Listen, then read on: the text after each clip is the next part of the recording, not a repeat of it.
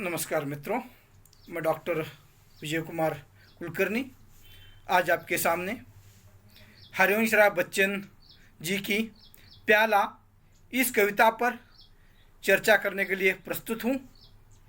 हरिवंश राय बच्चन जी का जन्म 1907 में इलाहाबाद में हुआ था। उनके 19 साल की उम्र में ही उनका विवाह श्यामा जी से हुआ, लेकिन बढ़ती बीमारी के कारण वह बच्चन जी को छोड़कर चली गई। उनके बाद उनका विवाह तेजी बच्चन इनके साथ हुआ। उन्होंने अपने जीवन में जो रचनाएं हिंदी साहित्य को दी है वो अनमोल रचनाएं मधुशाला, मधुबाला आदि हमारे सामने प्रख्यात है। तथा क्या भूलूं क्या याद करूं, नीड़ का निर्माण फिर आदि रचनाओं के माध्यम से उनके जीवन का परिचय हमारे सामने आ जाता है। बच्चन जी को हालावादी कवि कहा जाता है। उन्होंने प्रस्तुत कविता में जीवन की तरफ किस तरह से सकारात्मक दृष्टि से देखना चाहिए, इसका संदेश कविता के माध्यम से हमारे सामने प्रस्तुत किया है। इस कविता में जो मनुष्य के जीवन में पल है, जो क्षण है, उस क्षण में कहीं ना कहीं एक खुशी, एक मस्ती भरा जीवन छिपा हुआ है और उसी मस्ती के साथ, खुशी के साथ मनुष्य ने जीवन जीना चाहिए। इसका संदेश जीवन का महत्व बताते हुए उन्होंने हमारे सामने प्रस्तुत किया है। वैसे मनुष्य का शरीर नश्वर है, क्योंकि कहा जाता है मनुष्य का शरीर पंच तत्वों से बना है, जैसे पृथ्वी, आप, तेज, वायु, आकाश। और कवि भी यही कहते हैं कि यह शरीर मिट्टी का बना हुआ है, जैसे प्याला उसे उपमा दी गई है। तो प्याला मिट्टी से बना हुआ है, जो एक प्रतीक के रूप में कविता में आया है। तो उन्होंने जीवन का महत्व तथा सकारात्मक दृष्टिकोण हमारे सामने रखते हुए वो कहते हैं कि मनुष्य का जब अभी जन्म नहीं हुआ था, जन्म के समय वहां पर मनुष्य का इस समाज में कोई अस्तित्व नहीं था, समाज से परिचय नहीं था, समाज का किसी तरह से वहां पर उन्हें सुख दुख, विरह, ये कोई बातें उनके मन में नहीं थी। और यह जीवन जैसे ही इन्हें मिला, जैसे प्याला मिट्टी से बना हुआ होता है, उसे कुम्हार बनाता है, कुंभकार जिसे कहा जाता है, और उसे बनाते हुए उस प्याले को अग्नि में तपाया जाता है, उसे थपथपाया जाता है, उसे एक सुडोल बनाया जाता है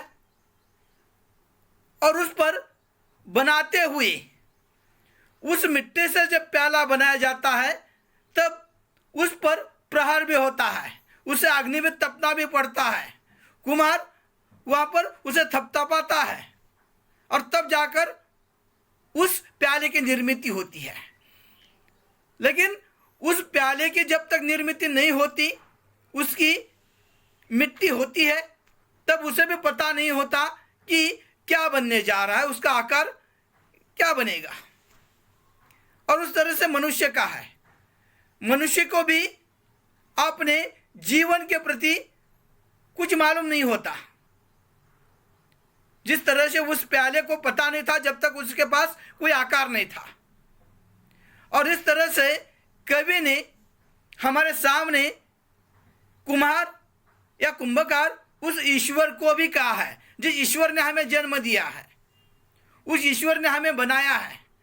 और उसके बाद इस समाज की आपादापी में, विपराव में, संघर्ष में हमें जीवन जीने के लिए निर्मित किया है, जिसमें पीड़ा भी है, सुख भी है, खुशी भी है, मस्ती भी है। और ऐसे में हमें इस संसार की मोह माया में न पड़कर अपने जीवन के वो पल, वो खुशियां जीवन में अपनानी चाहिए।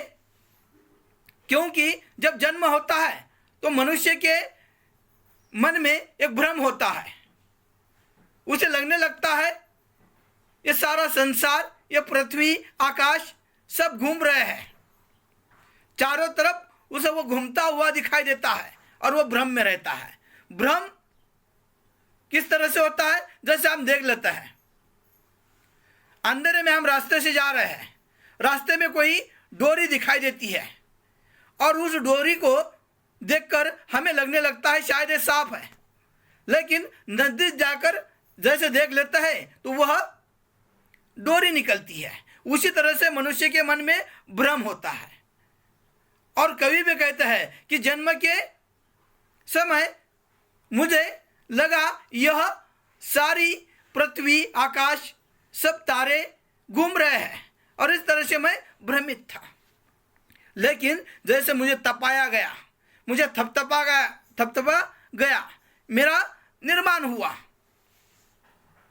तब इस संसार की आपादापी में जो मोह है, माया है, जाति व्यवस्था है, घृणा है, स्वार्थ है, इस सारे संसार की जो स्थितियां हैं उससे कहीं अलग होकर अपने जीवन की जो खुशी है, जो जीवन के पल है, वो खुशी के साथ जीवन जीना चाहिए। जैसे इस मिट्टी से इस प्याले को बनाया गया, तब वो प्याला चिल्लाता है, वो कहने लगता है मुझे इतना क्यों थपथपाया जा रहा है, मुझे अग्नि में डाला जा रहा है। लेकिन वो कुंभकार उसे बनाकर उस समाज की बाजार में ले जाता है, ले जाकर उसे बेचने के लिए वहां पर रखा जाता है, जिसे मीना बाजार कहते हैं।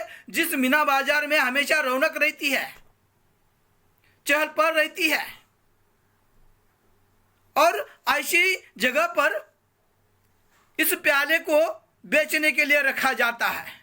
तब उसे खरीदने के लिए अमीर आ जाता है, गरीब आ जाता है, हर प्रकार के लोग उस मिट्टी के प्याले को खरीदने के लिए आ जाता है।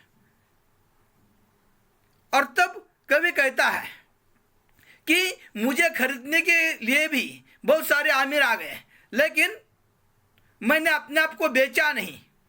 लेकिन जहां पर मस्ती थी, जीवन की खुशहाली थी, उसे मैंने अपने आप को ही बेच डाला, उसका कोई मूल्य नहीं लिया। और इस तरह से कवि कहते हैं कि मैंने जहां पर सरहृदय है, जहां पर जीवन की मस्ती है, जीवन को खुशी है, वहां पर अपने आप को बेच डाला। जीवन के इन मिथ्या जगत में जो जाति व्यवस्था है, जो गलत विचार प्रवाह है, उसकी ओर मैं नहीं चला गया। जो जीवन का वास्तविक आनंद है, उसकी ओर मैं चला गया। मेरा अस्तित्व उस मधुशाला में है, जहां पर मेरे साथ सुराही रहती है, जिस सुराही के माध्यम से मुझ में मधु भरी जाती है। उसी प्याले से, जिस प्याले में, मदिरालय में मधु भरी जाती है, उसी प्याले से देवताओं ने अमृत भी प्राशन किया था। लेकिन आज उसी प्याले में समाज वहां पर मधु भी पीता है। उस प्याले का अपना एक अस्तित्व है। कभी सामाजिक स्थिति का वर्णन करते हुए कहता है, मैंने मंदिर भी देखे हैं, मस्जिद भी देखे हैं, जहां पर लोग प्रार्थना करने के लिए चले जाते हैं, अपने अपने जाति के दायरे में सीमित होता है। मंदिर में दूसरा व्यक्ति नहीं जा सकता या मस्जिद में दूसरा व्यक्ति नहीं जा सकता। वहां पर छुआछूत है, एक सीमित भावनाएं हैं, और इसीलिए लोग मंदिरालय को चाहे तिरस्कृत दृष्टि से देखते होंगे। लेकिन दूसरी तरफ कहा जाता है मंदिर और मंदिरों में पुण्य का कार्य होता है। लेकिन ये पुण्य का कार्य होता है या नहीं, ये मुझे पता नहीं है। अगर पुण्य का कार्य होता है तो वहां पर सोने की बारिश क्यों नहीं होती? इस तरह से कवि कहते हैं, लेकिन मेरे मंदिरालय में जो लोग शराब पीने के लिए आ जाते हैं, वह लोग किसी एक जाति के नहीं होते, एक समुदाय के नहीं होते, कोई बड़ा या छोटा नहीं होता, सबको एक समान दृष्टि से देखा जाता है। और वहां पर आकर लोग अपने जीवन का वो दुख, वो विरह भूल जाता है, और वही उनके जीवन में कुछ पल खुशी के आ जाता है। और इसीलिए मंदिरालय श्रेष्ठ है। कवि को यह जब कवि कहते हैं तब कई लोग पूछते हैं, अब इस तरह से लोगों को मंदिरालय पीने के लिए उकसा रहे हो। कवि कहते हैं, यहां पर जो लोग थके मारे हैं, जो अपने जीवन का दुख पीड़ा भूलने के लिए आकर पीते हैं, उन पर शक मत करो, क्योंकि यहां पर आकर उनके जीवन को कहीं ना कहीं थोड़ी क्यों ना हो खुशी मिलती है। और इसीलिए इन संसार के जो अलग अलग स्थितियां हैं, कोई जाति में बटा है, कोई धर्म में बटा है, और इस तरह की स्थितियों में उससे अपना गम भुलाने के लिए, अपना विरह भुलाने के लिए एकमात्र जगह यह मंदिरालय है। और कवि इस तरह से अपने जीवन के उस रहस्य को बता रहे हैं और कहता है, लोग भले ही मुझे पूछते हो कि आप इस तरह से मंदिरालय की बातें क्यों करते हो, लेकिन ऐसे लोगों को जवाब देने के लिए मेरे पास समय नहीं है, मैं उस पर बात नहीं करना चाहता। क्योंकि कवि कहते हैं, यह जीवन एक नाट्यशाला की तरह है, जिस नाट्यशाला में हर एक व्यक्ति अपनी भूमिका निभाता है।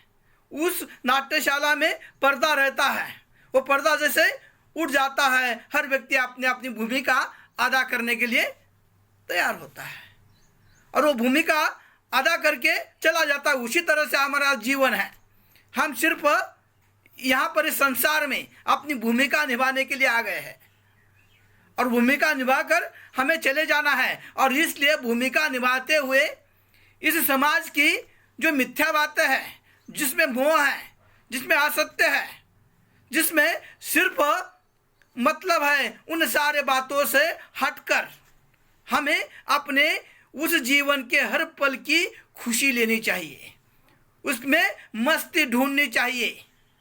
और ये मनुष्य का जीवन कब समाप्त होगा पता नहीं है, इसका अस्तित्व चिरकाल नहीं है।